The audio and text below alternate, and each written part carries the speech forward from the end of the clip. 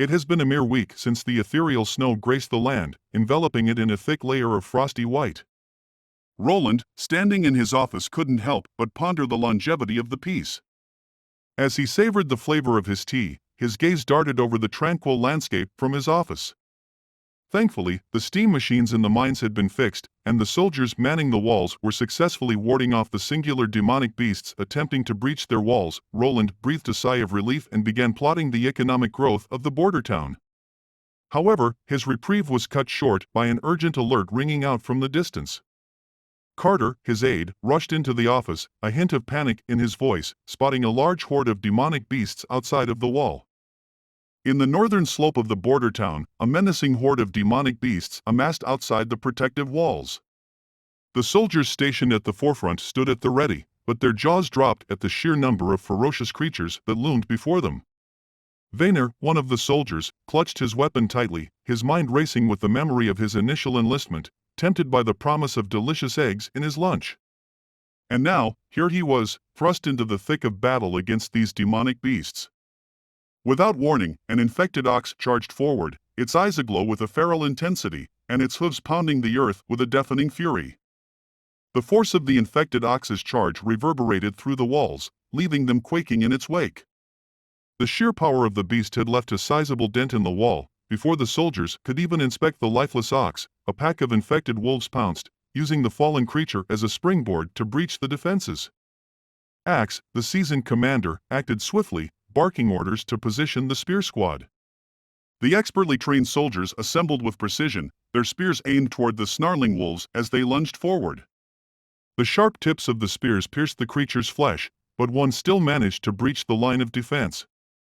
Without hesitation, Axe raised his flintlock, expertly aiming and firing, the bullet piercing through the wolf's skull with deadly accuracy. But amidst the chaos, Vainer's attention was drawn to a fellow soldier writhing in agony on the ground. The man's stomach had been ripped apart by the wolves' razor-sharp claws, and blood gushed out in torrents. One of the soldiers turned to Vainer for guidance, but he was rendered speechless and stunned, unable to process the ghastly scene before him. At that moment, Roland and Carter made their way to the northern slope, their eyes widening at the sight of the demonic beasts ravaging the walls. Carter's commanding voice echoed across the battleground, urging the soldiers to stay calm and adhere to their training and procedures. Vainer took a deep breath, steadying himself as he ordered two of his men to carefully transport the wounded soldier to the treatment site. He then rallied the rest of his squad, instructing them to hold their position and prepare for the next wave of attacks. Roland was impressed by the soldiers' composure, but their collective resolve was soon tested further as a strange creature appeared on the horizon. It was a twisted fusion of a massive two-headed wolf and a tortoise with green, spiky shells. The soldiers unleashed a volley of arrows at the bizarre beast, but the projectiles harmlessly ricocheted off its armored spikes. Roland quickly called upon his elite flintlock squad to take up the position, but even their explosive rounds proved ineffective against the creature's seemingly impenetrable armor. In a last-ditch effort, Roland ordered Vainer to retrieve the gunpowder.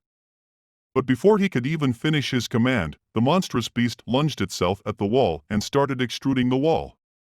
Roland knew that the fortification could no longer withstand any more shocks. He immediately bellowed at his men to retreat from the wall.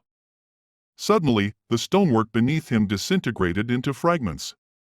Just as Roland was about to be buried, Nightingale swept in to save the day, deftly guiding Roland to safety away from the crumbling wall. A massive breach now loomed before them, a dark opening in the once impregnable barricade. But just then, Vainer sprang back to the wall, clutching a box in his hand. Axe barked orders at Vainer to set the box alight and place it beneath the demonic creature. Vainer took a deep breath, recalling the steps to use the weapon, and stretched out the ring to quickly place it near the creature. As smoke billowed forth, he sprinted away, warning everyone to take cover and brace for impact. Flames began to flicker, and then, with a massive explosion, the creature was utterly obliterated. But before they could catch their breath and revel in their victory, another wave of demons swarmed the walls. There was a horde of over a dozen demonic beasts charging toward the already breached wall. The soldiers were vastly outnumbered and already gasping for breath. Roland frantically searched for a plan, but their situation seemed dire. Suddenly, the infected boar let out a deafening roar and charged straight through the shielded soldiers, sending them soaring several meters into the air. Just as the boar was about to wreak further havoc, Anna arrived on the scene. She was still clad in her maid outfit, but this time, a witch hat adorned her head. With a steely gaze fixed on the beast, she summoned a massive ball of flame and hurled it toward the charging boar. In a swift attack, the boar was engulfed in flames, writhing in agony. Roland was taken aback to see Anna in this place, for he had expressly instructed her to remain at the treatment site. Brian sprang forward, prostrating himself on the ground and apologizing for failing to prevent Anna from coming here. Anna had been so fraught with worry for Roland's safety that she could not be dissuaded from coming. Roland had intended to have the others accept Manhwa first, then gradually introduce Anna and Nightingale, but his plans had been thwarted. He swiftly commanded his men to protect Anna, and without a moment's hesitation, the soldiers rose to their feet, brandishing their shields and standing in front of her. Anna intoned a spell, summoning a massive wall of flame that engulfed the damaged barrier. With a nod of understanding, Roland took the flintlock from Carter and aimed it at one of the demonic beasts. The sound of the bullet piercing the wolf's flesh seized everyone's attention. Roland raised his hand high in the air and bellowed for all to hear that the wall had been secured, ordering his troops to take up their positions back on the wall and defend it at all costs. A mighty surge of morale swept through the field as the soldiers bellowed with all their might, swearing to stand firm and fight for their highness, and to defend the border town to their last breaths. Following a gruesome hour of combat, only a lone wolf remained standing. The creature bore 3 arrows protruding from its flesh, but still, it refused to yield. Yet, in a matter of seconds, it too collapsed onto the blood-soaked earth, signaling the hard-fought victory of the embattled border town. The soldiers who stood watch atop the wall erupted into joyful cries, their voices ringing out in unison as they hailed the prince and shouted, "Long live the prince!" Roland's heart swelled with pride at the sight of his troops working together and triumphing over the monstrous beasts, but he knew that explaining Anna's presence to the soldiers would be a challenge. He feared that the townspeople might once again view her as a demon, especially after witnessing her incredible powers. However, Roland's fears were unfounded, for as the soldiers gathered around Anna, they lowered their heads in a display of utmost respect for the witch who had fought alongside them. It soon dawned on Roland that, while people might fear the unknown, if the power belongs to someone fighting on their side against a common enemy, that fear would give way to gratitude and trust. With both hands outstretched, Roland sought to ascertain Anna's well-being, but to his dismay, he found her deathly pale and unconscious in his arms. In a state of panic, Roland called out for aid. Meanwhile, within the opulent palace of the third Princess Garcia, the news of the king's tragic demise finally reached her ears. The letter conveyed a grim tale of how the monarch had been slain by the treacherous first prince, before being apprehended by the king's personal guard. The first prince was now sentenced to death by beheading. However, Garcia knew all too well that this was a plot hatched by the conniving second prince, who feared her and her army. The third princess realized that she needed to revise her plans, and so she summoned all the fleet captains to her office with an urgent edict. As her subordinate knelt before her, he addressed her as Your Highness before swiftly amending it to Your Majesty, the Queen. As a few days went by, a temporary peace settled over the border town. There were no signs of a large horde of demonic beasts that had ravaged the town in the recent past, and all the injured soldiers had returned to their posts, fully healed. The entire town was brimming with high morale, and even Carter had managed to utilize the shell of a fallen beast as a part of the wall's defense. But as Roland made his way towards Anna's room, the hero who had made everything possible, he was greeted with the sad sight of her still lying in a coma after a week. Manhwa and Nightingale sat vigil beside Anna's bed, watching her with worried eyes. Nightingale broke the news that Anna would become of age this midnight, but Roland was concerned about her condition.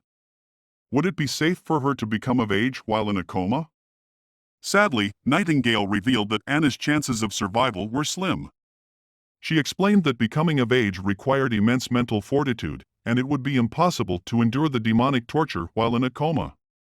Anna would most likely pass away.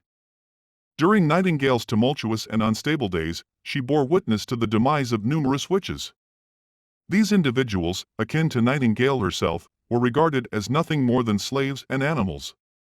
They were hanged, burned alive, and subjected to torture as a form of entertainment for the nobles. Those who managed to flee were left to eke out a living in the wilderness, far from the trappings of human civilization, in the hopes of discovering the Holy Mountain. However, Anna was unlike any other witch Nightingale had ever encountered. For the very first time, she beheld a witch who was cherished, loved, and trusted by countless people.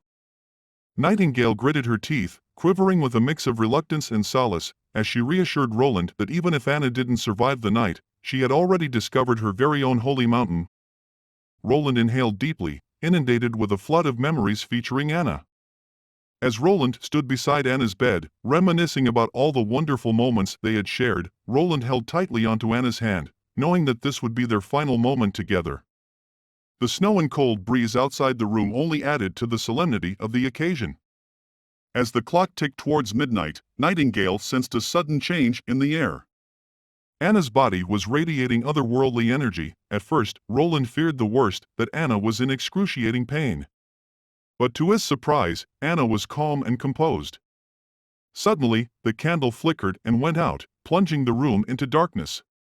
But just as suddenly, Anna wakes up.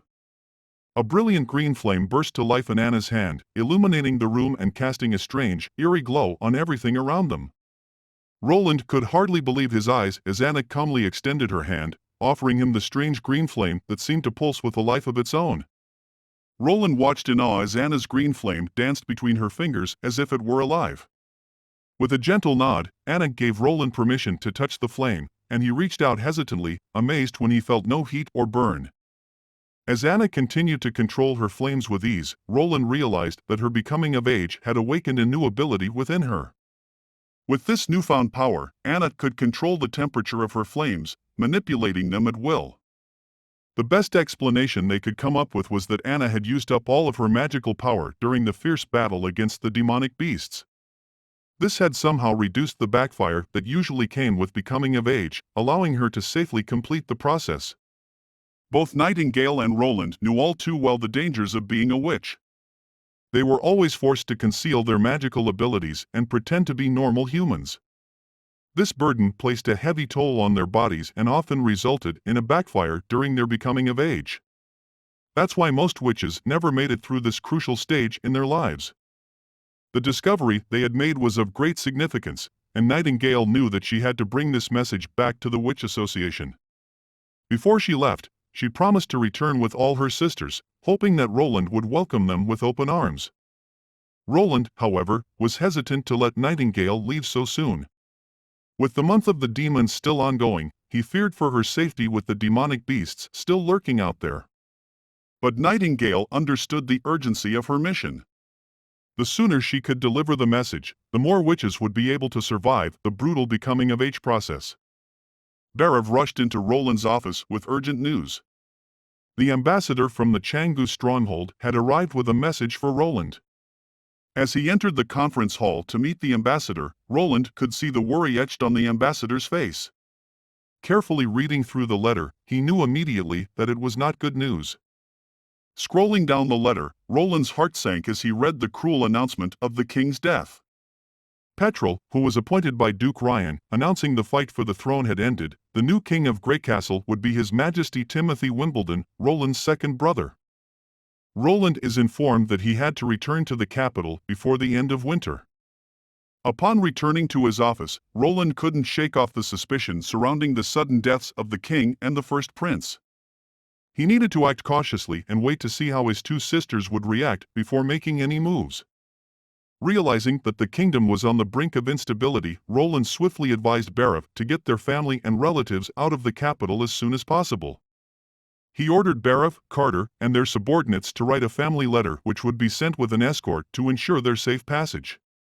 In addition to ensuring the safety of his loved ones, Roland ordered a halt to the export of iron ores and initiated a new wave of recruitment. As Roland pondered his options, his mind raced with possibilities.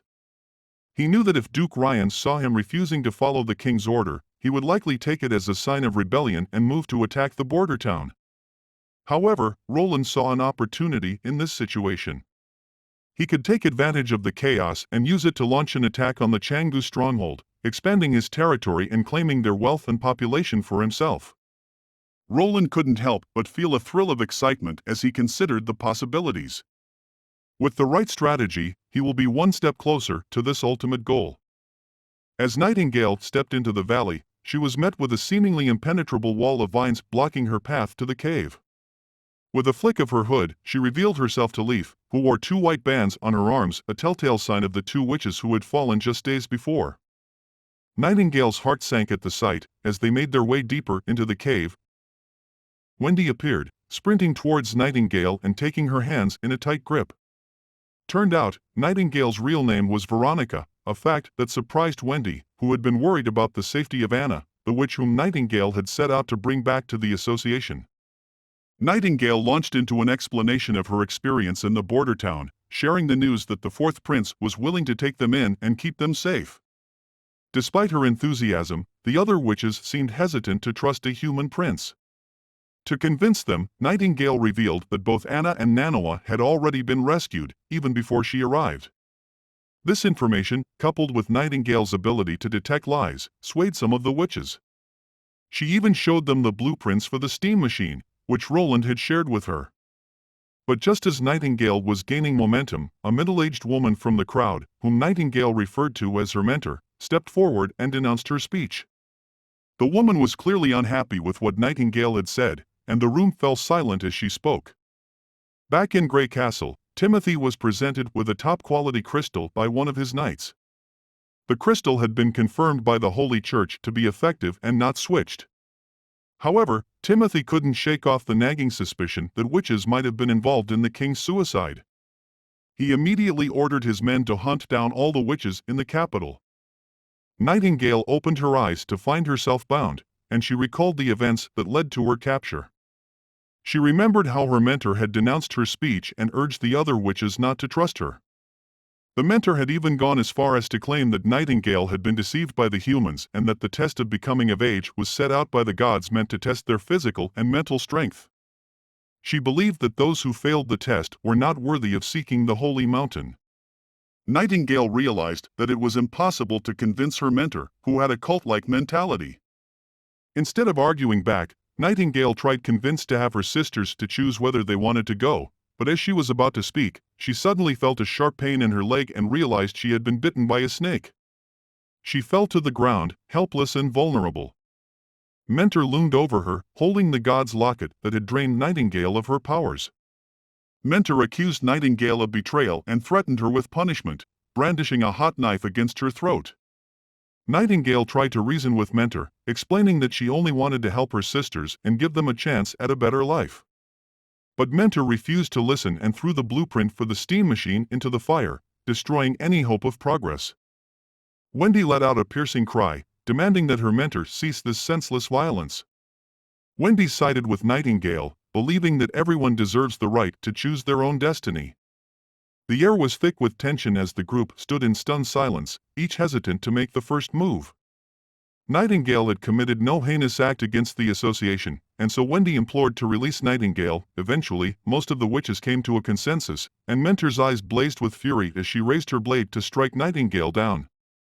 But Wendy was not about to stand idly by and watch as her friend was mercilessly slaughtered. With a flick of her wrist, she summoned her witch powers and disarmed Mentor, shattering the locket that had held Nightingale captive. Mentor seethed with anger, and in a fit of rage, lunged at Wendy with her snake, biting onto Wendy's arm. Nightingale swiftly and skillfully, she plunged her blade into Mentor, allowing herself and Wendy to escape the cave and make a break for freedom. Despite their successful escape from the cave, the venom coursing through Wendy's arm had already begun to spread. Nightingale was forced to make a grim decision. She had to amputate Wendy's arm. The wound was hastily bandaged, but Nightingale couldn't stop the bleeding. She knew that the only hope to save Wendy is to ask Manhwa's help back in the border town, but unsure if Wendy can make it there. That was when a sudden apparition appeared behind Nightingale, a bright-haired girl who floated effortlessly in the air. Her name was Lightning, and she had recently joined the association. Lightning believed every word that Nightingale said, and she was curious about the outside world. As someone who had always yearned to become an explorer, she understood the importance of being able to choose one's own fate. Lightning's supernatural ability to fly proved to be a godsend. Nightingale wasted no time in securing Wendy to her back before leaping onto Lightning's own back, setting a course for Border Town. As they soared through the sky, Nightingale revealed her past and how she met Wendy. It was Wendy who had once saved her from a life of misery. Nightingale had once lived with her family in the bustling city of Silver Light, but when she was just 14 years old, a violent riot caused her parents to go missing, leaving her and her younger brother alone in the world. Her uncle had taken them in, but Nightingale's life took a dark turn when she discovered her witch powers that same year. Nightingale's uncle locked her up and began training her to be an assassin. He threatened her with the safety of her beloved brother, forcing her to hone her skills and carry out his twisted bidding. The uncle ordered Nightingale to sabotage, murder, and poison all of the Glen family's enemies. Years had passed since Nightingale last saw her beloved brother, Hyde. Her heart filled with hope as she finally reunited with him, but his hateful words shattered her to her core. Hyde denounced Nightingale as his sister and proclaimed that all witches should be burned in hell and hanged. Despite the pain of her brother's betrayal, Nightingale persevered. She endured the grueling becoming of age and eventually found the strength to revenge on her tyrannical uncle. It was then that she crossed paths with Wendy, whose infectious smile slowly began to heal Nightingale's broken heart. Guided by Wendy's unwavering support, Nightingale found a new purpose. It was a cruel twist of fate that Mentor had become so extreme, brainwashing all of the other witches in the association. Roland and Anna were engrossed in their work, tending to the intricate inner workings of the steam machine. However, their concentration was broken by a thunderous crash as lightning landed with a jolt, the impact echoing throughout the workshop. Roland paced back and forth, his mind racing with possibilities. Could it be that the association had been attacked and only the three of them managed to escape? His thoughts were interrupted as the door creaked open and lightning emerged, reassuring Roland that everyone was fine. As they conversed, Lightning couldn't help but smile at the caring nature of Roland, who proved himself to be a true prince who valued the lives of witches. She then revealed that most of the witches in the association didn't believe Nightingale's story, and even she had been skeptical at first. After some exchange of jokes, Roland returned to his residence, where Nightingale greeted him in her pajamas. Her curvaceous figure and temptatious position left Roland feeling like a raging bull, wondering if fate had finally smiled upon him. Suddenly, Nightingale stood up, slowly approaching Roland with a serious look in her eyes. She dropped to one knee and swore under her name as Nightingale and Veronica an oath of loyalty to Roland, pledging to become as both the shield that fends off all demons, and the blade to pierce through the darkness until her very last breath, as long as Roland will promise to treat the witches with kindness and care. Roland grasped the gravity of the Witch Association's failure to support Nightingale. This made Nightingale look to Roland as a beacon of hope to lead the witches. Roland yearned to collaborate with Nightingale as an equal, but the people of this world have yet to understand the values of equality, peace, and liberty. Determined to do what was right, Roland took up the dagger and embraced the loyalty that Nightingale offered him. As a symbol of the night's ritual, Roland tapped Nightingale's shoulder 3 times, completing the solemn ritual. As the night wore on, Roland and Nightingale made their way back to Wendy's quarters, clutching a contract in hand. They arrived with a proposition: Wendy could work for Roland and stay in Border Town. This was an urgent matter for Roland, for the longer they waited, the more precarious the situation became. Roland was determined to uncover a path for all witches to safely become of age without facing the malevolent tortures of demonic power. The following morning, Roland shared his theory with the others. He posited that witches were akin to vessels, holding an ever-increasing amount of magical power within them as they grew older. This energy would accumulate until it reached a threshold that surpassed the body's capacity, causing damage and distress. During the dreaded month of the demons, this power would surge to unprecedented potency. However, Anna was an exception to this rule, as she trained her abilities relentlessly and expended all her power during the battle before becoming of age. This resulted in her falling into a deep coma, but she emerged from it unscathed. Roland pledged to create a safe haven for witches to freely unleash their powers. Under his leadership, no one would dare to arrest or harm them. Both Wendy and Lightning had already signed the contract, eagerly anticipating Roland's next order. To their surprise, Roland simply smiled and instructed them to keep practicing their abilities until they could wield them at the same level as Anna and Nightingale. Roland requested that Wendy and Lightning demonstrate their powers. Lightning soared into the air with graceful ease, while Wendy expertly manipulated the wind.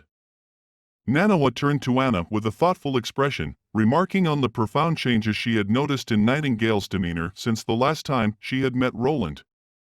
Manhwa talked about Nightingale's tone and the soft expression in her eyes when around Roland. Anna seemed oblivious to what Manhwa is trying to convey to her, struggling to comprehend the meaning. The peaceful atmosphere was abruptly shattered by the sound of an alarm ringing in the distance, signaling the imminent arrival of demonic beasts. Roland sprang into action, hurrying to the wall to meet up with Axe. Though no beasts were visible, Axe pointed to a hybrid creature in the distance, a four-eyed lion with formidable wings and razor-sharp fangs protruding from its jaws. It was the same hybrid that almost got Axe killed a few years back. As the beast slowly advanced toward the wall, Axe ordered his men to prioritize Roland's safety. But to everyone's surprise, the hybrid creature abruptly came to a halt just a few meters away from the wall, its intentions unclear. In the blink of an eye, the hybrid beast sprang into action, leaving the ground and soaring through the air with incredible speed. Roland shouted orders to his men to fire upon the beast, but it was too quick, and let out a deafening roar that knocked everyone off balance.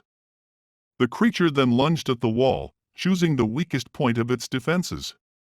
Roland's worst fears were realized when Axe warned that the beast had breached the wall and was heading toward the residential area. Without a moment's hesitation, Roland ordered his squad to follow him while leaving a reserve force to guard the wall. Roland quickly realized that he had underestimated the intelligence of these beasts.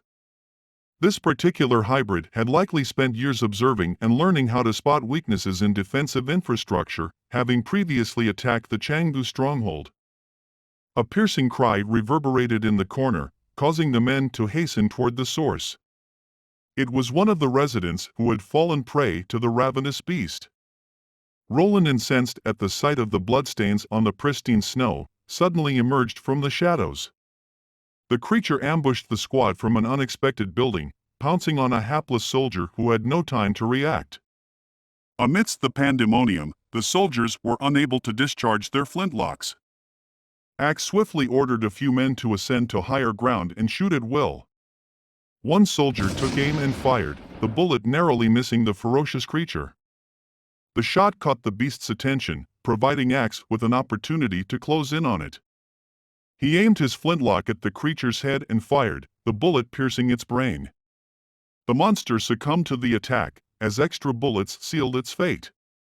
In the frigid northern region of Grey Castle, within the Hermes line of defense, a colossal wave of demonic beasts converged on the wall, attempting to breach its imposing height. Among the thrones of friends, a worm-like hybrid scaled the wall with effortless agility. Within moments, it had successfully penetrated the fortification, its cavernous maw unleashing a horde of hundreds, if not thousands, of demonic beasts upon the hapless soldiers defending the wall. The Judgment Army scrambled to retreat, only to find themselves at the mercy of the enemy. With the outer city lost and just a handful of soldiers remaining, their prospects were dire. Suddenly, an eagle-like demonic beast soared through the sky, followed by yet another wave of demonic beasts. The female soldier in charge ordered her men to ingest a pill and prepare for battle. In an instant, a powerful red aura enveloped their bodies, their eyes turning crimson as they entered a berserk state, ready to face their foes. A resounding cry within the walls halted the Judgment Army in its tracks. A battalion of towering soldiers clad in full black metallic armor, each bearing a cross insignia, emerged from the shadows. A dozen of these black-armored soldiers strode past the stunned Judgment soldiers, marching resolutely toward the demonic wave. Suddenly, a colossal demonic beast swooped down from above, its claws sharper than the most finely crafted blades.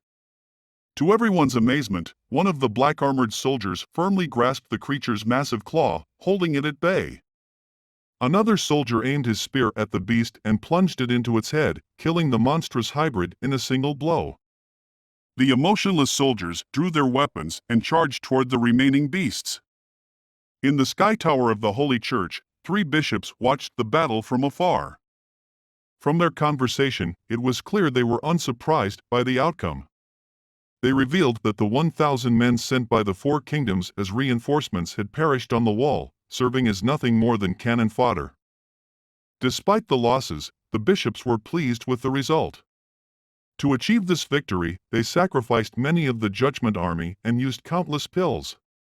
The older bishop named Felon remarked that it was inevitable, citing the Holy Book, which prophesied that time was running out for them. The Holy Church needed to unite the entire continent, or else they would face utter destruction. The female bishop Heather sneered and remarked that perhaps their actions were worse than those of the demonic beasts. Even the beasts had more compassion than they did. Felon rebuked her and reminded her not to question the word of the gods. With a hearty laugh, Bishop Heather reassured the elder pastor, telling him not to fret over the matter. She quipped that perhaps the god had a soft spot for the demonic forces. In his heart, Bishop Maine concurred with Bishop Heather's sentiment. He believed that the God of their faith showed no favor to either the human or the demons, rather, the deity only seemed to support those who emerged victorious. Carter, observing from the sidelines, found it strange to witness a member of the royal family attending the funeral of a common soldier with no noble lineage or peerage to their name. Some of the deceased didn't even possess proper names or surnames. However, Roland saw things differently. He had heard that funerals were typically reserved for high-ranking nobles and royalty. Moreover, there had never been a proper funeral in Border Town, where death was an all too familiar occurrence, especially during the dreaded month of the demons. In such dire times, there was simply no time to mourn the fallen or give them a proper burial, with their remains often laid to rest somewhere in the wilderness. But Roland felt that every life was worth honoring and that every death deserved proper acknowledgement. So, he had taken it upon himself to pay his respects to the brave warriors who had given their lives to protect the town and its inhabitants. It was a small but meaningful gesture, one that the residents of Border Town would not forget. The idea was to foster a sense of unity amongst the army, to help them understand whom they were fighting for and the purpose behind their battle. Once people began to ponder these things, a newfound sense of purpose was ignited within them. The spirit of the army can be uplifted, and a renewed zeal was born. This was no longer just a mindless conflict, but a cause that they could all rally behind. The soldiers now had a clear vision of what they were fighting for and the impact it would have on their lives and the lives of those they were sworn to protect. Roland had a grand plan in mind, one that required the production of his first cannon. After the funeral, as he and Aji's grieving widow stood in the distance, two soldiers observed them from afar. One of them expressed empathy towards the bereaved woman who had been left alone to raise two young children. The other soldier reminded his comrade that Roland had fulfilled his promises to them during their enlistment. Indeed, Aji's wife had received Aji's wages and a form of compensation known as a pension. In addition, she would be provided with essential provisions such as food and coal every month. This was a testament to Roland's commitment to his soldiers and their families, further strengthening the morale of his army. Suddenly, Vaynor turned around, his keen eyes spotting a shadowy figure in the distance. Meanwhile, Roland made his way to the workshop, where he eagerly inquired about the progress on the barrels for the flintlocks. Anna had good news to report. Everything is on the right track. As Roland showed her the blueprint for the 12-pounder long gun, an intermediary caliber piece of artillery, Anna set to work, expertly extracting molten steel and pouring it into the waiting mold. As the day wore on and the work continued, Roland's gaze lingered on Anna, who was working with great focus and dedication. He couldn't help but be struck by her beauty and grace, and when he noticed the beads of sweat on her brow, he pulled out a handkerchief and tenderly wiped them away. Their eyes met, and both blushed at the sudden intensity of the moment. As the day drew to a close, headed back for dinner, unaware that they were being watched by a mysterious figure lurking in the shadows.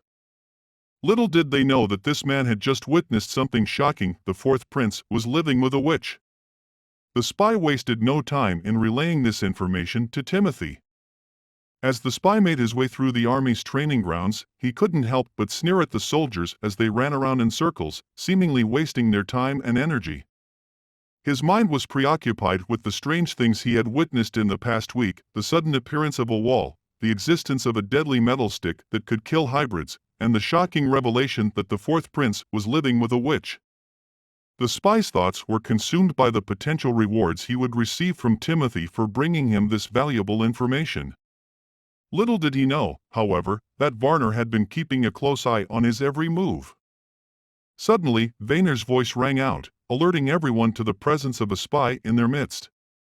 In a flash, the spy found himself surrounded by over a dozen soldiers. As Barov sat in his office, he was presented with Roland's latest request to purchase a schooner without the need for a captain or any crew. Barov scratched his head, perplexed at how he was supposed to transport the boat without any sailors. While he relished his newfound power and authority over all legislation and law, Roland's fanciful ideas often proved to be quite challenging to implement. Barov's heart sank as he processed the news of yet another spy in their midst. This Karl, or Marmot as he was nicknamed, had been living among them for months, posing as a relative of a border town resident he had killed.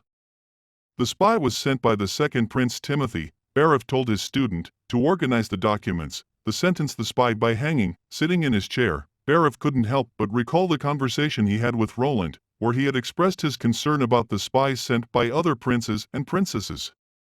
They were short on manpower to capture these spies. Roland, however, had a plan. He believed that the residents of Bordertown could help them capture all the spies. They were the eyes and ears of the city, telling Barov to post an announcement once anyone spotted suspicious activity or person, then report it to the city hall, offering a reward of 15 silver to anyone who reported a spy. Barov was skeptical, but clearly, it worked. A month had passed in the grand capital of Grey Castle, and not a single one of Timothy's siblings had returned. Frustrated, he turned to one of his ministers, who reported that Roland had sent a letter saying he would return once the month of the demon had ended. But the letter didn't refer to Timothy as "Your Majesty" or "the King." Timothy sneered, not taking Roland seriously. He then asked about his youngest sister, only to discover that she had disappeared along with her housekeeper and 2 maids after confirming the letter. Timothy knew that Garcia will not comply with his order. As he ordered the minister to tell Duke Joai to attack Garcia, before he could finish his order, a knight rushed in, informing that Duke Joai had been defeated by Garcia's army 5 days ago and that Garcia had taken charge of Eagle City and declared herself queen. Most of the lords seemed to honor her, and to Timothy's shock, the entire southern part of Grey Castle was now completely independent. As Axe and Carter pushed the massive artillery through the streets of southern Bordertown, they couldn't help but wonder why Roland had assigned them to protect it. The cumbersome metal contraption seemed like more trouble than it was worth, and they couldn't fathom why anyone would want to steal it. Meanwhile, Lightning's eyes lit up with excitement as she prepared the artillery for use. As long as there were new inventions for her to tinker with, Lightning was more than happy to work for Roland for free. She meticulously cleaned the bore, ensuring that no debris could cause any problems. Roland turned to the soldiers and began to instruct them on how to use the artillery. First, insert the gunpowder, he said, as he demonstrated the steps. Then add the shell, making sure it's tightly packed in the back. Stab the gunpowder bag and insert the fuse. Roland gave the order for his men to retreat to a safer distance as he lit the fuse on the 12-pounder artillery. In a matter of seconds, the projectile was launched with incredible force, easily piercing through the armor like a hot knife through butter and landing hundreds of meters away. The onlookers were awed by the immense power of the cannon, and Carter couldn't help but express his concern over the weapon's weight and complexity. He pointed out that each 12-pounder would require a team of 5 or 6 men to operate. Despite the downsides, Roland remained resolute. He firmly believed that the benefits of the artillery outweighed any potential drawbacks. He told Carter that with just 3 cannons, he could take out Duke Ryan. He coughed and then said he means the dreaded turtle demon beast. Roland had a brilliant idea to transport the 12-pounder cannon and half of his troops across the river using boats. With Wendy's remarkable gift of controlling the wind, they could outmaneuver the Duke's army by flanking them. But Roland's cunning plan came crashing down when Barov delivered some distressing news. The cost of a schooner was far too high, averaging between 80 to 120 gold royals just for constructing a boat, plus the crew, then it will be at least 200 gold royals. Even if they were to use half of the city hall's balance, which is just about 300 gold royals to purchase one, they would be unable to pay their soldiers next month. Roland returned to his office, disheartened that no one would sell them a boat without requiring the crew as well. While other towns had the luxury of purchasing a boat alone, it was far too distant for them to travel. But Roland wasn't one to give up easily. In a moment of sheer brilliance, he devised a plan to construct a boat on his own. He pondered over the design, taking into consideration its utility and efficiency. Finally, he settled on building a flat barge. But the dilemma was choosing a suitable material. Wood was not a viable option, and iron was out of the question since he needed it for the gun barrels. After much deliberation, he hit upon a solution. What if he used the leftover cement to construct the ship? He could use wooden planks for the outer shell and allocate metal bars to reinforce the structure. Then he could pour in the cement, which would be cheap, easy to craft, and possess high durability. Roland wasted no time in getting to work. He whipped out his sketchpad and began drawing the blueprint for the ship. To his delight, he managed to construct a makeshift shipbuilding workshop near the lake. Lightning, who happened to be nearby, was intrigued by the new project. She assumed it was a giant bathtub for Roland and couldn't help but chuckle when he revealed that it was a ship. Lightning had grown up on ships, accompanying her father, Thunder, who was the greatest explorer the world had ever known. Wendy was pleased to see Roland and Lightning bonding so well, but her thoughts drifted to the Witch Association, wondering if her sister was doing all right. Meanwhile, in the valley, a group of witches was braving the blizzard as they made their way forward. One of the witches reported a trace of a demonic beast approaching, which filled Mentor's heart with hatred toward Nightingale. The group worked together, with Leaf using her vines to trap the beast and the others depriving it of air, suffocating it in the process. As the sun set, the group decided to set up camp nearby. The Mentor raised her head and spotted a strange city with peculiar structures. They were tall and pointy, and the Mentor's eyes glimmered with excitement as she declared that this was the Holy Mountain. But some of the witches felt uneasy because, according to the ancient books, the Holy Mountain was supposed to be a breathtaking sight with golden radiance shining all around it. Moreover, they saw something crumpled up in the holes, which added to their suspicions. The Mentor shouted at the group to keep moving forward, but Leaf hesitated.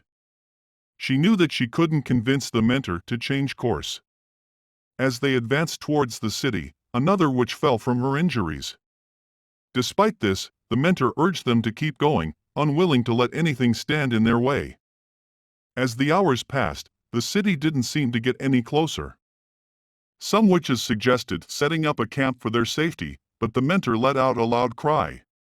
She claimed that this was just a test from the gods to determine their mental fortitude, and they couldn't stop there. Suddenly, the witch carrying the Mentor on her back realized that the Holy Mountain had disappeared. Leaf remembered what Lightning had once said, and she knew that they had been deceived. It wasn't the Holy Mountain, but a mirage. It was a phenomenon that produced a displaced image of distant objects, and everything they saw was an illusion. Even if it did exist, it could be very far away. However, the Mentor insisted on continuing their journey. Out of nowhere, a sense of impending doom swept over the group of witches. One of them, sharp-eyed and quick-witted, caught a glimpse of something hurtling towards them with terrifying speed. But before she could even cry out a warning, a spear plunged into her body with brutal force, sending her hurtling several meters away. In the midst of the chaos, malevolent forces emerged. The coven of witches sprang into action, forming a battle formation to fend off the demons. One of the witches summoned a swamp to impede the demons' advance. Undaunted, the two demons rode on the back of their wolf mounts, using them as a springboard to leap toward their prey. With razor-sharp claws raised high, they struck down one of the witches in a swift and deadly blow. The witches fought back valiantly, launching their own magical attacks in retaliation. One witch used a powerful fireball to scorch one of the demons, saving her friend who had been stunned. Leaf trapped one of the demons with her vines, and the other demon hurled a spear in her direction. The spear narrowly missed. The trap demon then unleashed a surge of electricity from its claws, targeting a group of unsuspecting witches.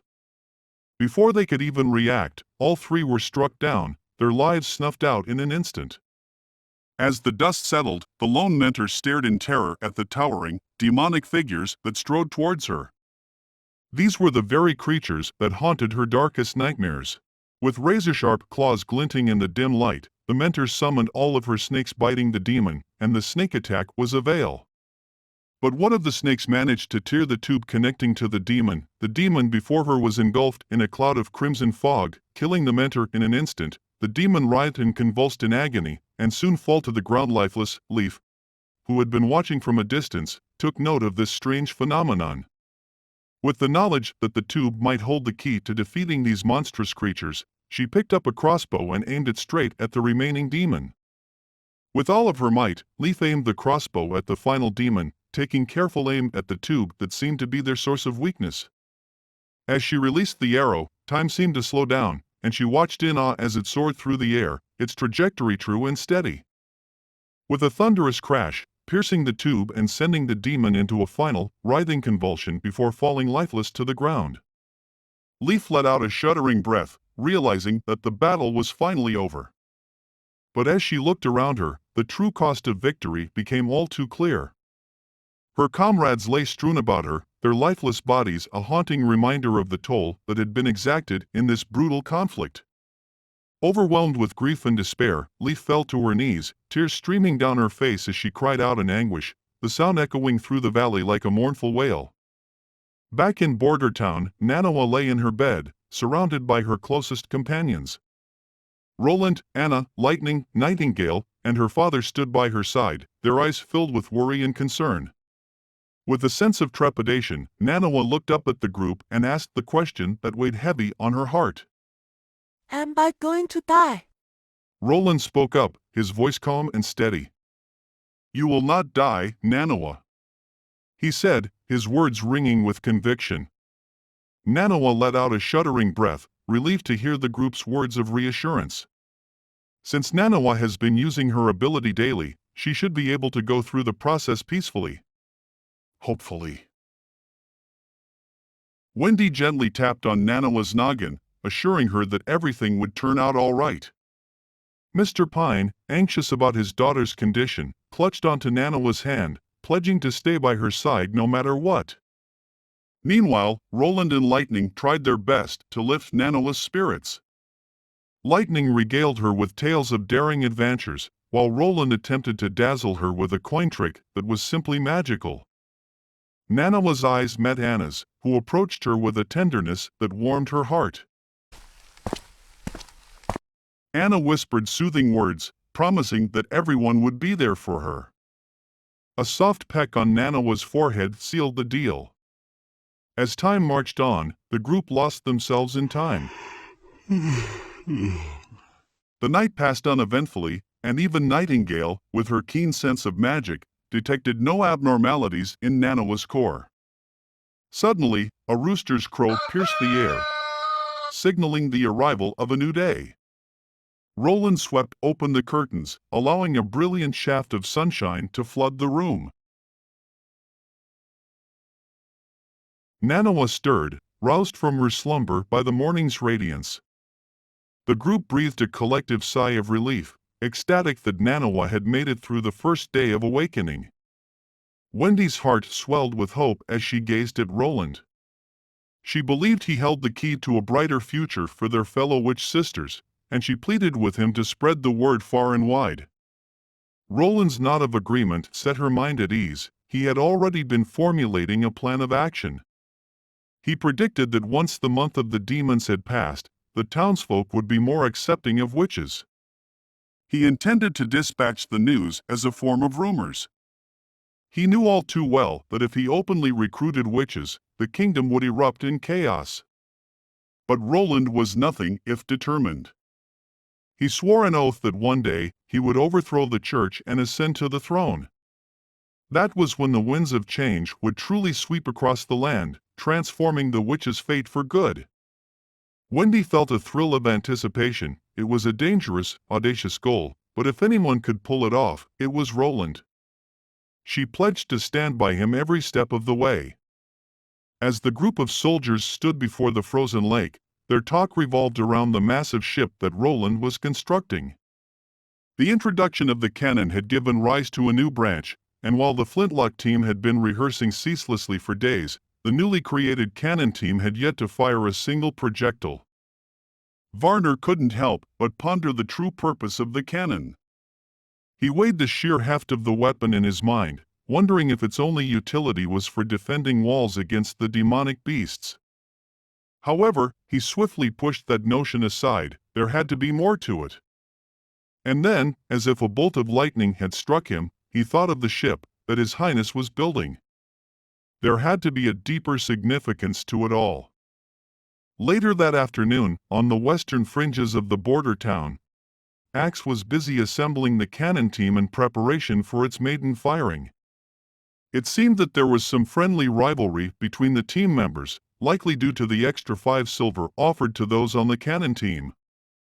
Once Roland had finalized the team members, he was eager to move on to the next phase, testing the new concrete ship which he named Little Town. All that remained was to complete the construction of the ship, apply an anti-corrosion treatment, and build a platform for Wendy to control the winds. Wendy had been tirelessly practicing her wind manipulation skills in the garden for days now, and Roland had appointed his most trusted knight, Carter, as the captain of the little town. With a resounding boom, the cannon team successfully fired its first projectile, and Roland knew that a thrilling new journey lay ahead. With the ship finally completed and the crew assembled, Roland had carefully selected his most trusted men to assume positions on the vessel. Carter, the seasoned knight, was appointed captain, Mr. Pine as the messenger, and Lightning as navigator. Lightning was ecstatic at the prospect of testing out the new concrete ship, the likes of which she had never seen before. She was fascinated by how the sail was made out of all types of animal hide. As the crew worked to prepare the vessel, Lightning took her position and shouted, "Raise the sail and set sail."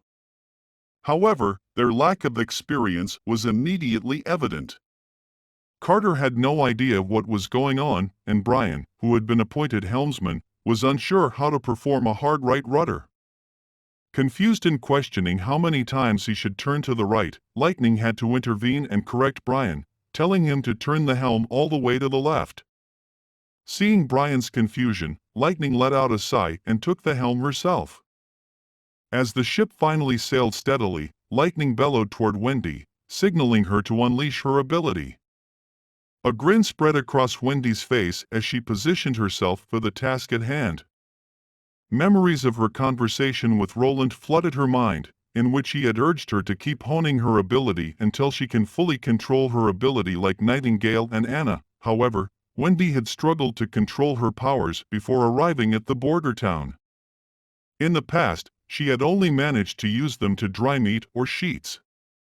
But now, with a determined look in her eyes, she took a deep breath and whipped her wrist, conjuring a powerful gust of wind that propelled the ship forward. The crew gaped in amazement at her impressive feat, marveling at Roland's incredible talent for transforming stones into a seaworthy vessel.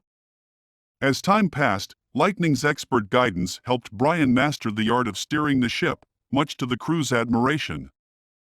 Wendy had been pushing herself to the limit, channeling her magical powers to their fullest extent, but it was taking a toll on her body.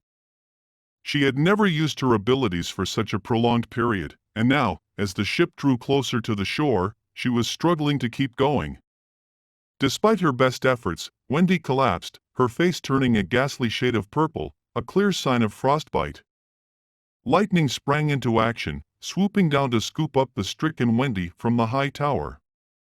Her hair and clothes were frozen stiff, and the crew gathered anxiously around her, checking her condition.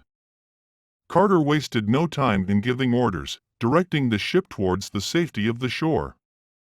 However, the vessel collided with the river bank, causing everyone to jolt forward. Thankfully, the ship emerged unscathed. Carter urged Lightning to swiftly transport Wendy to the safety of the castle while the rest of the crew stayed behind to gather the sails. The first test of the little town could not be deemed a complete failure, but it was far from a resounding success. Carter concluded that they would need to work on how to keep Wendy warm and work more on their anti-collision. As the snowflakes cascaded down from the leaden skies, a carriage trundled its way into a small town up north. Inside the carriage, a stern-looking pastor who was whipping a young girl. The child's sobs seemed to irritate him, and he threatened her with dire consequences if she didn't quieten down. The coachman glanced back, silently thanking the heavens for the pastor's intervention. Without him, the poor orphans wouldn't have survived the harsh winter. Moments later, the pastor barked orders at the coachman, instructing him to keep driving. Suddenly, the coachman asked the pastor if the orphans were from the Wolfheart Kingdom. The pastor confirmed that most of them were and that only a few of the orphans would be taken in by the church due to the scarcity of food. He praised the coachman for his hard work and abruptly ended the conversation. The coachman was being paid a princely sum of 20 silver coins for transporting the orphans. Hours later, they arrived at a motel where the pastor greeted two men and asked them to choose a girl. The coachman watched on from the window, knowing exactly what the pastor had planned, but he didn't seem to care. Bishop Mayne strode into a curious building that resembled a massive naturally formed sinkhole. It was so vast that he always wondered if this was a gift from God. The cathedral was built atop the sinkhole, acting as a symbol of the holy building. Within the sinkhole, and the real heart of the church lay hidden within. After a few moments, Mayne reached the bottom, where two black-armored soldiers from the punishment army guarded the entrance. An officer welcomed Mayne at the door. The officer is one of many loyal soldiers who lived here and dedicated their lives to protecting the church's secrets. Mayne's destination was the prison area, where the church detained their enemies, criminals, and even innocent people. Upon hearing Mayne's arrival, anguished screams and cries echoed throughout the prison. The prisoners pleaded to be released, or even to be put out of their misery. Mayne strode towards a gate, which he unlocked before instructing the guard to remain outside.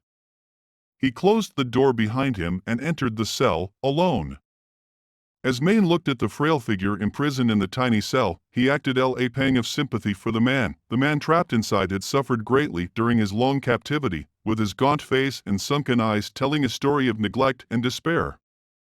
Mayne tried to offer some small comfort to the man, telling him that the church had been providing him with the finest meals, all made standards in accordance with the king. Turned out, the man imprisoned behind the cell was no other than the king of the Grey Castle, Roland's father, Majesty Wimbledon III, but the king's thoughts were not on his comfort, but on the fate of his family. He eagerly questioned Mayne about the whereabouts and well-being of his children, but the news was not good. The eldest son, Gerald, had been executed by his second son, Timothy, beheaded on charges of treason and assassination of the king. The third daughter, Garcia, had declared independence in the south and declared as the queen and was now locked in a bitter war with her brother Timothy for control of the kingdom. As for Roland, and the youngest daughter Mayne had little information to offer. It was clear, however, that the once great kingdom of Grey Castle was in turmoil, with civil war looming on the horizon. As the terrible news sank in, the old king's worn face betrayed his disbelief. He couldn't fathom the legitimacy of the story. Bishop Mayne, however, had more to reveal. Bishop Mayne said few words, he said. Fight for the throne. One that had assigned each of the king's children a territory and set them against each other, vying for control. At the end of the 5-year term, whoever came on top will become the new king. Mayne revealed that the church had masterminded this scheme, which left the old king with a deep sense of pain and betrayal. Suddenly, the old king's memories came flooding back. He remembered the day of his kidnapping, the day of the church's prayers. They had brought him to a chamber and stripped him of his clothes and his god locket. The church had used a witch to replace him, taking control of the kingdom and building their churches in every town. As the old king tried to process the shocking information, his mind raced with questions. Why would his children turn on each other? How could the church be so cruel as to force them into a fight for the throne? He couldn't understand why they would choose such a violent path when they could have taken over the kingdom slowly and quietly. Tears streamed down his face as he became more emotionally agitated, coughing and struggling to speak. Meanwhile, Maine just looked at the old king, his face twisted in a sneer of disdain. He revealed that the king's children may not be as noble and united as he had thought.